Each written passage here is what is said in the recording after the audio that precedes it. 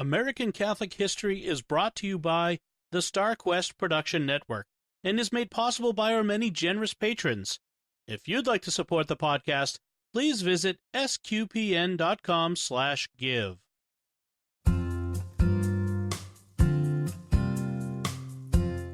Hello, and welcome to American Catholic History. If you like our podcast, be sure to rate us and give us a review wherever you get your podcasts.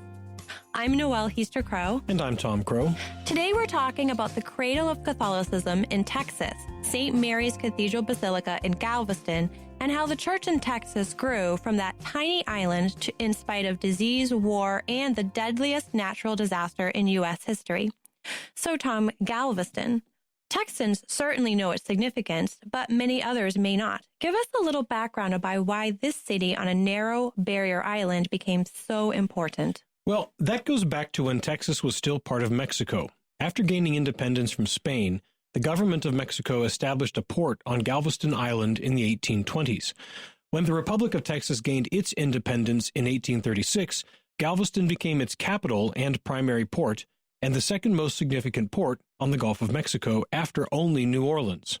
Then, after Texas became a U.S. state in 1846, Galveston became the third most significant port in the United States and was the largest and most important city in the state of Texas.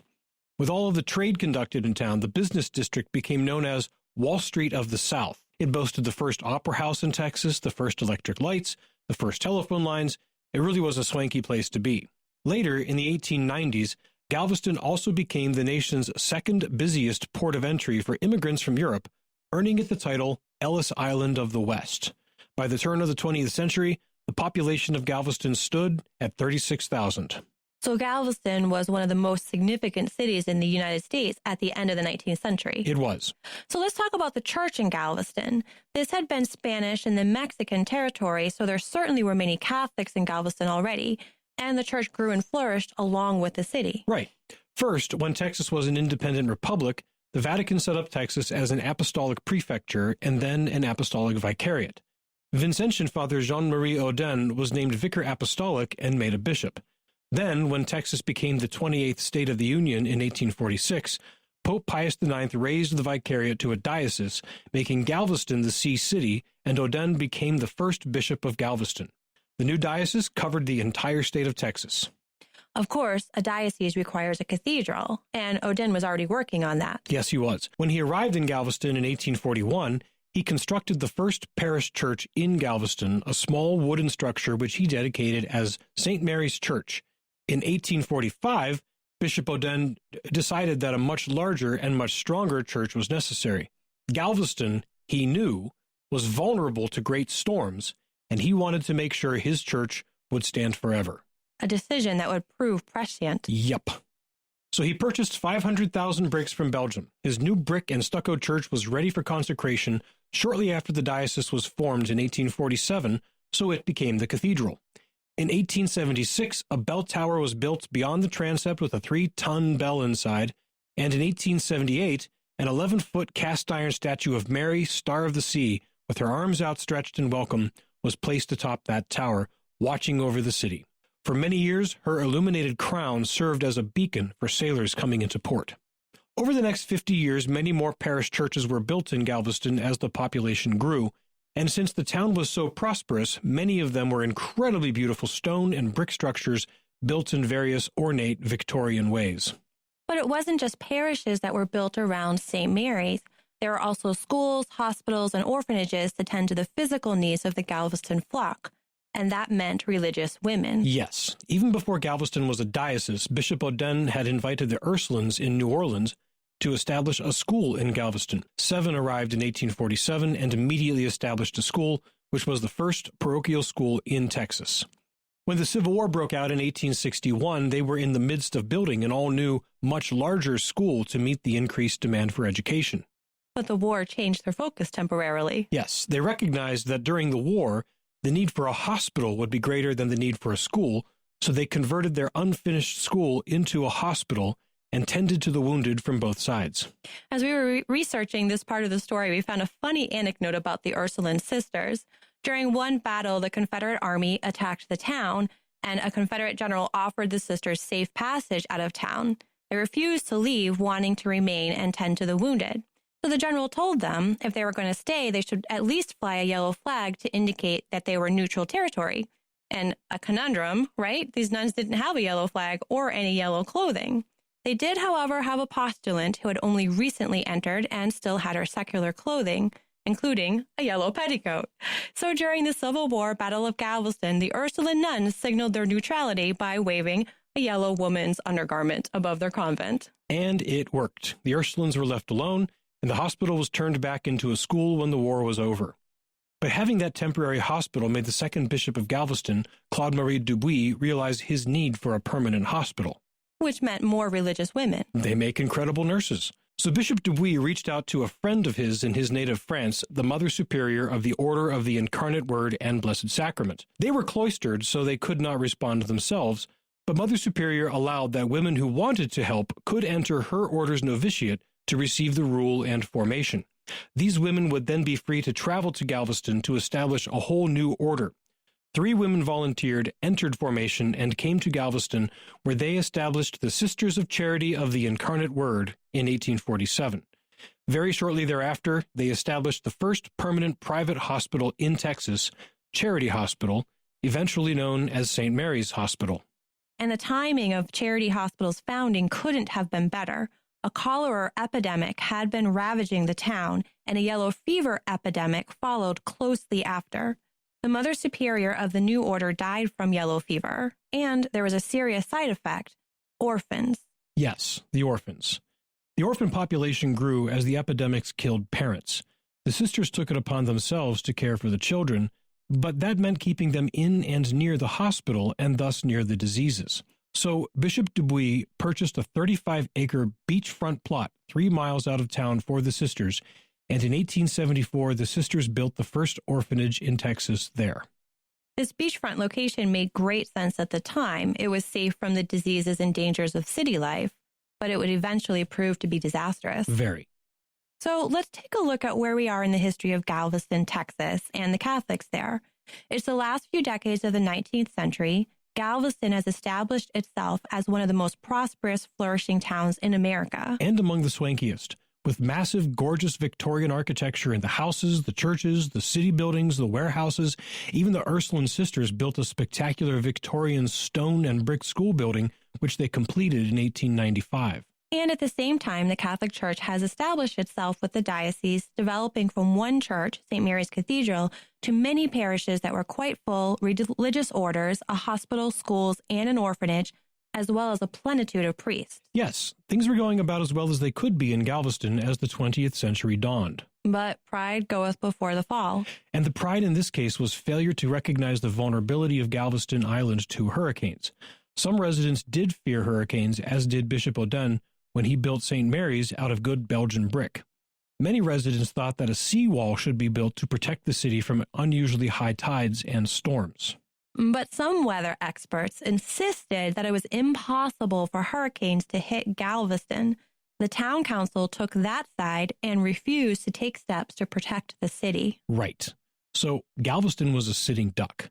And on September 8, 1900, the Feast of the Nativity of Mary, a massive hurricane blew across the Gulf of Mexico and slammed ashore. What ensued remains the deadliest natural disaster in U.S. history. The storm brought with it a 15-foot surge of seawater. Keep in mind, the highest point on the island was a little under 9 feet above sea level. So even at the highest point, we're still talking more than 6 feet of water. The sea rose steadily from 3 p.m. until about 7:30 p.m., with the final rush seeing the water level rise 4 feet in just 4 seconds. For a time, the entire island was underwater. One survivor said it was just houses with the sea waves rolling between them. Winds were officially estimated at 120 miles per hour, but witnesses reported bricks and timbers going airborne, which suggests wind speeds much higher than that. The first buildings to bear the brunt of the storm were, of course, those along the beach. Like the sisters' orphanage. Yes. As the storm intensified, the sisters brought all of the children together in the girls' dormitory because it was the newer and stronger of the 2 buildings. In an effort to keep the children calm, they sang the hymn, Queen of the Waves. As the water rose around the buildings, they brought all of the children to the second floor. Eventually, the 10 sisters each tied 6 to 8 of the children to their own bodies to prevent any of them getting lost. They heard the boys' dormitory collapse, and soon after, their own building broke up around them, and they were all swept away in the churn. One sister's body was found as far away as the shore of the mainland across Galveston Bay, with 6 children's bodies still tied to her. All 10 sisters perished, along with 90 of the 93 orphans. All along the waterfront, the story was the same. Right. The surge pulverized buildings and pushed everything inland. Busted up buildings became a bulldozer blade pushed by the sea, destroying everything in its path. The surge deposited a line of rubble 30 feet high that struck diagonally across the island. Dozens and dozens of blocks behind it, where houses and businesses and churches and other buildings had previously stood, had been scraped clean. No building remained unscathed, and the bridges to the mainland were washed out. More than 3,000 homes were destroyed. In all, anywhere from 6,000 to 12,000 people died, with most estimates saying 8,000, which was more than 20% of the population of Galveston. But in all this tragedy, there was comfort. The only Catholic church that survived was St. Mary's Cathedral. And though she had suffered damage and the 3-ton bell had been blown from the tower, the statue of Mary atop the bell tower remained, looking over the city, arms still outstretched. The Ursulines' massive stone and brick school also survived, as did the Sisters of Charity main hospital building. Both institutions became places of refuge for the 10,000 who found themselves homeless. About 1,500 lived for a time in the Ursuline school, some staying long enough to rebuild their own homes. The sisters welcomed and cared for all at their own expense. The aftermath of the hurricane led to some significant changes for Galveston, for Texas, and for the church in Texas. Yes, Galveston rebuilt, this time with a seawall, as well as raising the majority of the island by 10 to 15 feet. The port was reopened, but Galveston's days as the major port city and business center of Texas were over. That investment shifted to other cities, especially Houston, which was safer at 45 miles inland. Likewise, the church and the religious orders rebuilt. But the church also shifted its base of operations away from Galveston. Right. In the next few years, most of the destroyed churches were rebuilt.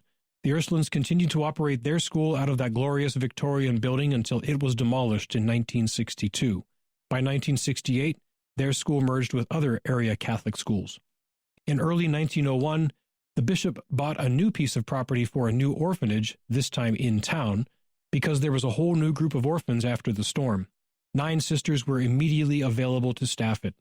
The sisters operated that orphanage until 1968. The Sisters of Charity moved their headquarters to Houston, spread across Texas, as well as other states and 4 other countries. In 1996, they sold St. Mary's Hospital to the University of Texas Medical Branch. However, to this day, every year on September 8th, to commemorate the sisters and children who died in the storm of 1900, all Sisters of Charity, wherever they are, sing Queen of the Waves. Galveston's place as the primary diocese of Texas was eclipsed also. Yes, San Antonio had been made a diocese in 1874.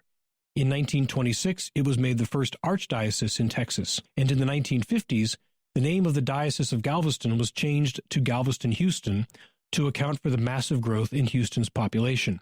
A co-cathedral was designated in Houston, and in 2004, Galveston-Houston was elevated to archdiocese. But St. Mary's Cathedral in Galveston, the Mother Church of Texas, never lost her place. She remains the primary cathedral of the archdiocese. In recognition of her importance, she was named a minor basilica by Pope St. John Paul II in 1979.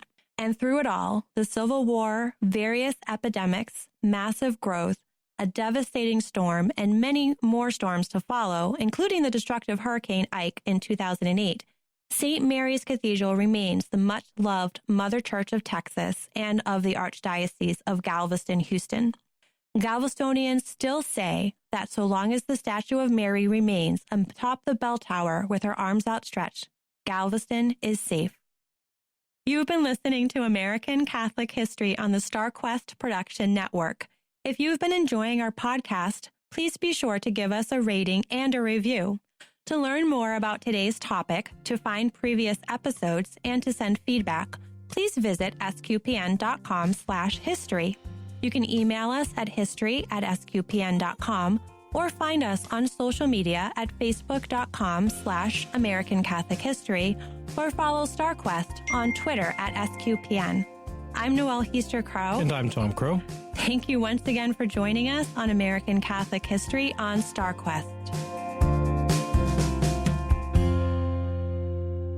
This is Dom Bettinelli, CEO of SQPN, with a special message. The StarQuest network is fulfilling its mission to explore the intersection of faith and pop culture, and in the past year we've reached stunning new heights. Our programs are reaching broad new audiences with a message that helps us discern good entertainment, make sense of the world, and share the gospel with others. We continue to launch new shows and bring back great shows. We just relaunched Secrets of Star Wars, which comes at the perfect moment to capture the excitement over the new show The Mandalorian and the climax of the new Star Wars movies. The support of our audience is vital to this work and has helped us grow closer to meeting our financial obligations. For that, we are very grateful. But we still need to close the gap. Every new gift extends our deadline, but until we eliminate our deficits, the future of StarQuest and your favorite shows remain in question. This is why it's crucial we hear from you this Advent and Christmas, the time when nonprofits receive most of their support for the year. If you're already a supporter of StarQuest, we are very grateful, and we ask you to prayerfully consider increasing your support at this time. If you are not yet a supporter, please become one now. We urgently need your help, and every gift counts. Could you give $15 or even just $10 per month? That lets us provide more than 40 hours of professionally produced shows with compelling content. We have special thank you gifts for donors at several giving levels. If you are a business owner or just want to provide a leadership level of support, we now have a special giving level for sponsors, like in public broadcasting. For $500 per month, you or your business can sponsor one of the shows on our network. Listeners will hear a message in every episode thanking you for your sponsorship and giving your website. We'll also have your name and link on the SQPN webpage and in the show notes of every episode during your sponsorship. Whatever level of support you can offer, whether large or small, please show your support for SQPN this Christmas, and remember that your gifts are tax deductible. Just go to sqpn.com/give.